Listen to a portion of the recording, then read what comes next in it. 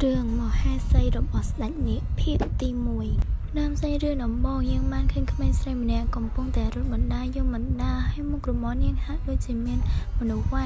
ให้xây rươngกับมันสมัยยังนั่งท่าไม่ในใดมันแอบบ้านท่าอ้อยบอกกันขมei xây mình nèนู่ท่าโดยสั้นดงเกอกุ้ยกเปิ้มนิ่งด้วยจิไม้ดอกบอนิ่งอันจังมันใจเข้ามาเกยก็หมอกตอมมาจิมอยหนังเยื่อหนังใส่สมอกกรอบนิยัยรุ่นนิริมแนนู่กับมันเยี่ยได้มาแทกนิสัยแนนู่ให้ก็มีเพลงที่ฉันสมองมาบอกกันเนี่ยให้ตัวใส่ระบายยังกับมันก็ขนมจะแทกทุกคนนิยัยแทกช่วงจีก้อนใส่โคชมาระบายลงใส่ไทยเป๊ะมาระบายเพียงคือเจียมันเอาใส่ระบายเนี่ยระบายมือกับไม้មានថ្ងៃមួយណាដែលមុខរបស់ខ្ញុំគ្មានស្នាមទេវាពិតជាឈឺណាស់តើខ្ញុំគួរព្យាបាលវាដែរឬទេនិយាយរួចទូសាយើងក៏បានងើបឆោតឡើងហើយនាងក៏បានមានអារម្មណ៍ថាចម្លែកនៅពេលនោះនាងក៏បាននិយាយក្នុងចិត្តថាព្រៃនៅទីនេះសុទ្ធតែស្ងួតប៉ុន្តែហេតុអីមានកម្ដៅចម្លែកនៅទីនេះតើមានភ្លើងឆេះឬពេលនោះទូសាយើងភ្ញាក់ផ្អើលយ៉ាងខ្លាំងពេលនាងបើកភ្នែកឡើងក៏បានឃើញសត្វនាគដ៏ធំមួយនៅពីមុខនាងហើយនាងក៏បាននិយាយក្នុងចិត្តថានេះជានាគតើគេឈឺដែរទេគេកំពុងតែហូរឈាមនិយាយរួចទូសាយើងក៏បានរត់ទៅរកកន្លែងនាគនោះពេលនោះនាគក៏បានបើកភ្នែកឡើងហើយក៏បានស្រែកទៅក្រហមទៅកាន់ទូសាយើងហើយនៅពេលនោះទូសាយើងត្រឹមតែអត់ខ្លាចសត្វនាគឯងហើយយកដៃទៅចោលទៀតហើយចោលទៅលើចំពោះនាគនឹងហើយក៏បានសួរទៅកាន់នាគនឹងថាឈឺអត់ខ្ញុំអាចជួយឯងបានពេលហ្នឹងនាគនឹងអត់ព្រមឯងហើយក៏បានក្រហមដាក់ទូសាយើងទៀតតែពេលហ្នឹងទូសាយើងអត់ខ្លាចហើយក៏បានញ៉ាំទៅកាន់នាគនឹងហើយក៏បាននិយាយថាឯងកើតអីអត់ខ្ញុំមិនធ្វើបាបឯងទេនិយាយរួចទូសាយើងក៏បានយកដៃទៅព្យាបាលរបស់នាគនឹងឃើញអញ្ចឹងក៏បានបើកភ្នែកធំមើលទូសាយើងហើយពេលនោះទូសាយើងក៏បានព្យាបាលនាគនឹងទៅតាទូសាយើងក៏និយាយបតាថាមុខរបួសនេះធំណាស់ខ្ញុំត្រូវការចំណាយកម្លាំងច្រើនពេកហើយប៉ុន្តែខ្ញុំត្រូវប្រកល់ក្នុងចិត្តថានាគនឹងមិនអីព្រោះវាកំពុងតែឈឺ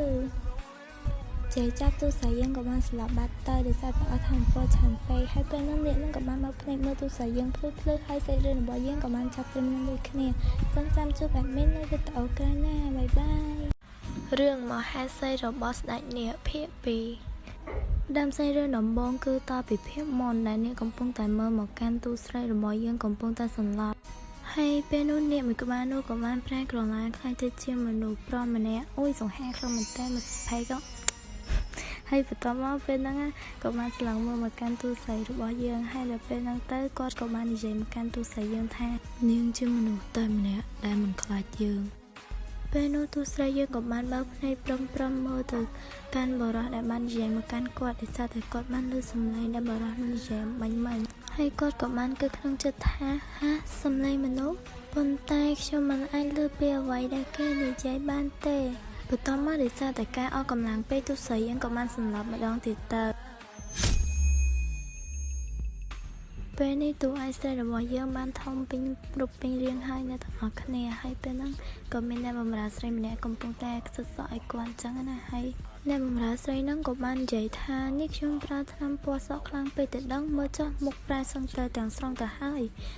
មើលតាមការនិយាយរបស់ម្នាក់ស្រីហ្នឹងដូចក៏អត់សូវគ្រប់ទូស្រីបានទេតែខ្លួនជាអ្នកបម្រើអត់គ្រប់គេអ្នកនាងបានហើយមិនបាច់ចាំឆ្ងល់ទេដោយសារតែមិនមែនតែម្នាក់ស្រីហ្នឹងទេដែលអត់គ្រប់អ្នកបម្រើក្នុងផ្ទះហ្នឹងទាំងអស់គឺមានណាគេគ្រប់នឹងឲ្យតម្លៃទៅកាន់ទូស្រីទេដោយសារតែគេគិតថាទូស្រីដូចជាអ្នកបម្រើអញ្ចឹងណាហើយពួកអ្នកបម្រើតែស្គាល់ហ្នឹងក៏បាននិយាយដើមទូស្រីទៀតថា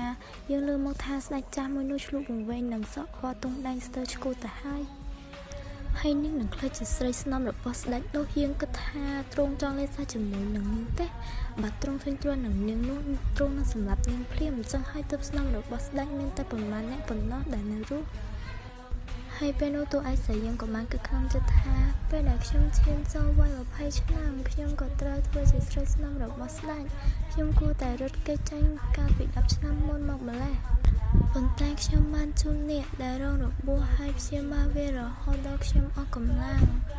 បន្ទាប់ពីទូស្រីយើងសម័យចប់ក៏បានកំណត់ឈុតតែពួកអ្នកបម្រើអត់នេះកំពុងតែតែងខ្លួនឯទូស្រីចឹងណាក៏បានពួកហ្នឹងក៏បាននិយាយថាខ្ញុំនឹងថែមម្សៅឲ្យច្រើនតាមបញ្ជារបស់លោកស្ថៃនេះមិនអញ្ចឹងម្សៅនឹងរលត់អស់តាមផ្លូវទៅរាជធានីមិនខាន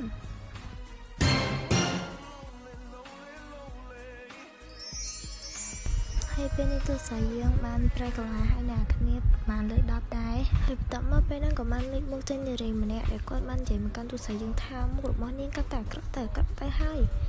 ហើយកន្លែងហ្នឹងadmin សុំប្រយោជន៍តិចអ្នកគ្នាគឺដោយសារតែម៉ាក់របស់ទូរស័ព្ទហ្នឹងគឺគាត់ទៅជានារីសោភានីអីចឹងណាហើយដោយសារតែម៉ាក់ទូរស័ព្ទហ្នឹងគឺជាម៉ាក់ចង់ទេតែចង់ទៅអ្នកបម្រើក្នុងតែហ្នឹងគេឲ្យតម្លៃទូរស័ព្ទទេអីចឹងណាហើយទូរស័ព្ទគឺជាកូនខុសច្បាប់ឬក៏កូនខុសច្បាប់ក្នុងគ្រួសារនឹងដោយសារតែម៉ាក់ទូរស័ព្ទនិងប៉ាទូរស័ព្ទគាត់យកគ្នាមានទូរស័ព្ទមួយនឹងដែលបានរៀបការពីច្បាប់ទេអញ្ចឹងមិនទូរស័ព្ទគឺជាកូនខុសច្បាប់អ្នកគ្នាអូខេអញ្ចឹងចូលមកដល់សាច់រឿងយើងវិញទាំងអស់គ្នាតើមកយាយប៉ាហ្នឹងក៏បាននិយាយតទៀតថាចុះបើស្ដេចមានការអន់ប្រតិយនោះគិតយ៉ាងម៉េចនាងជាកូនរបស់សេបនយ៉ាងណានាងគួរតែមានសម្រស់ដូចធ្លោជាងនេះតមកពេលហ្នឹងកូនផលរបស់គាត់ម្នាក់ទៀតហ្នឹងក៏បាននិយាយមកកាន់គាត់វិញថាចេះថាគុំបារម្ភពេកអីអ្នកម៉ាក់ខ្ញុំបានរៀបចំថ្លៃបណ្ដាការដ៏ធំមួយហើយយីប៉ាក់ហ្នឹងក៏បាននាំមកថាថ្លៃបណ្ដាការ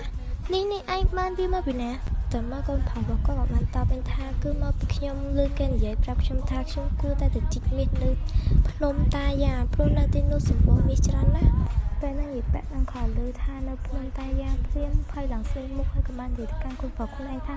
នេះភ្នំរបស់តាយ៉ាអញ្ចឹង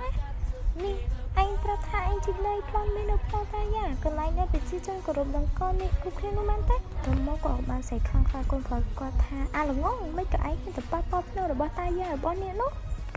ហើយផងយីប៉ាក់នឹងនិយាយចាប់តាមបានសម្បួរផលវិមានរបស់យីប៉ាក់នឹងចាប់ដើមអង្គើដូចចង់រលំហើយក៏បានធ្លាក់អីមកហើយតមកពេលហ្នឹងយីប៉ាក់នឹងក៏ចាប់ដើមភ័យសន្ស្លាហើយក៏បាននិយាយថានេះមានរឿងអីកើតឡើងហើយសេរីរបស់យើងក៏បានឈានមកដល់ទីបញ្ចប់តាមនេះអញ្ចឹងហើយចាំជួបគ្នាមួយ admin នៅវីដេអូក្រោយទៀតណាបាយបាយ